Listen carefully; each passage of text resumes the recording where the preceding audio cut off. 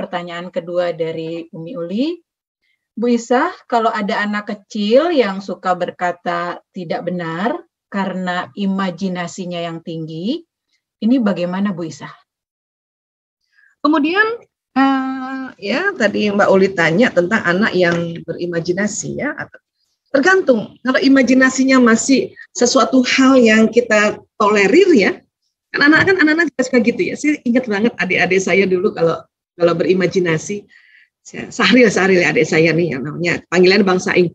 Dia lucu banget deh. Waktu kecil kalau dia pakai jas hujan, dia langsung ya aku dulu pernah ke Jerman, dia bilang gitu. Ya entah dari mana dia dengar Jerman. Mungkin dia dengar lihat televisi.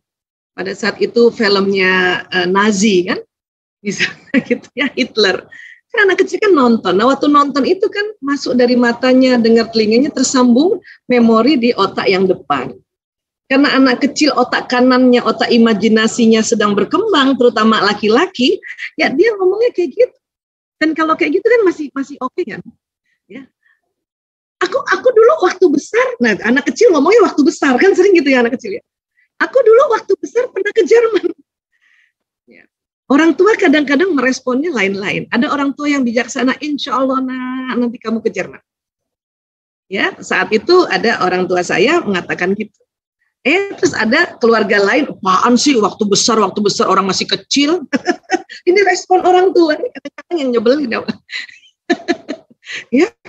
Dan betul loh, alhamdulillah pas dia sudah mahasiswa ke Jerman dan cintanya sama Jerman itu karena dari kecil dia belajar tentang apa Jerman itu bagaimana, Nazi itu gimana, ya Allah. Jadi kalau masih hal yang seperti itu sangat-sangat ditolerir.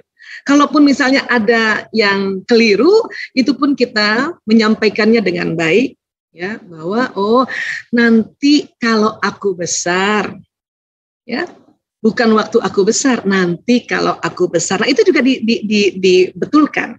Supaya suatu ketika nanti dia cerita lagi juga di temennya kah, dia cerita juga barangkali nanti di depan gurunya, jadi benar ngomongnya gitu. Bukan waktu aku besar, tapi nanti kalau aku besar. Nah itu yang kita ajarkan anak-anak. Ya.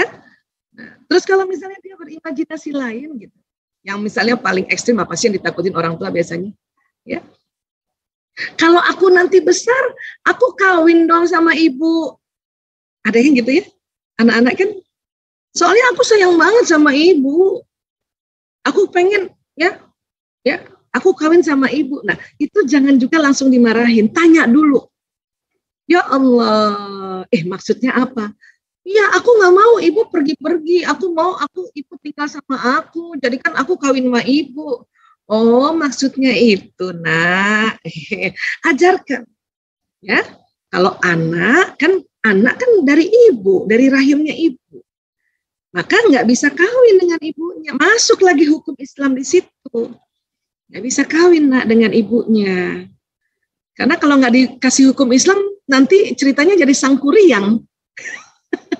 Jatuh cinta sama ibunya, kan gitu. Kalau memang kamu mau sama ibu dan ibu sering tinggal sama-sama kamu, itu nanti kalau kamu nikah, kamu minta izin sama istrimu, boleh nggak ya ibu tinggal sama kita? Nah, ibu nanti tinggal sama kamu. Jadi kita tanya lagi, apa sih maksudnya? Nah, tugas kita lah jadi orang tua itu ya meluruskannya, memperbaikinya, membimbingnya, ya, mendampinginya. Nah, itu emang tugas kita. Ada lagi anak kecil ya, termasuk anak saya dulu Mas Lanang ya.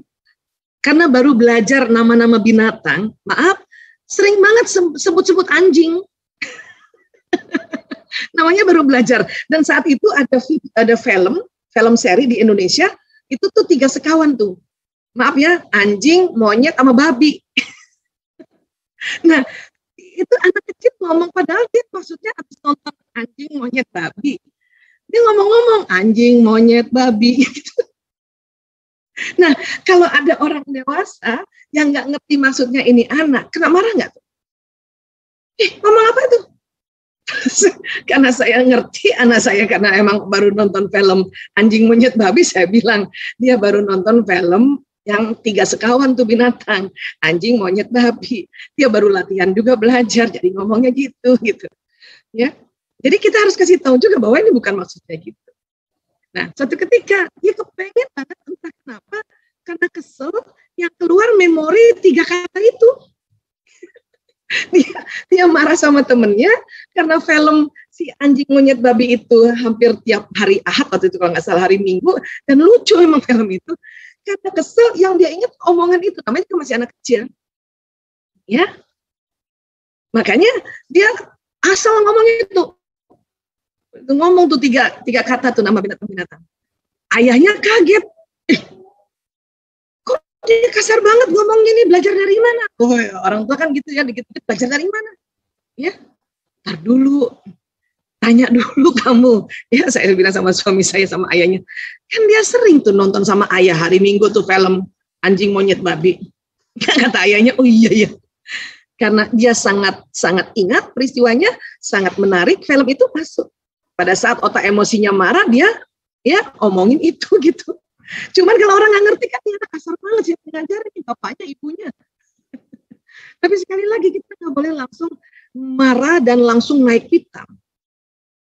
Ya, bahkan saya ajarin Lanang, pakai nak pakai bahasa Inggris aja, nak. Ya, doggy, monkey, piggy, gitu aja. Jadi Mas Lanang itu ya, alhamdulillah nih Mbak Uli mungkin kenal ya, Mas Lanang sekarang udah jadi dokter kan. Kita ingat banget tuh waktu kecil tuh, ya, karena saya rubah aja setiap mau bilang anjing monyet babi, doggy, monkey, piggy, malah jadi lucu. Jadi tetangga-tetangga malah ketawa aja. Oh, dia lagi belajar bahasa Inggris, anjing monyet babi. Ya, nah itulah tugas kita sebagai orang tua. Karena anak-anak tuh lagi latihan, ya, merangkai kata, lagi latihan imajinasi. Kadang-kadang informasinya saking banyaknya era sekarang, sumber informasi, maka dia di otaknya banyak memori yang tersambung. Tinggal kita luruskan. Ya, nah itu.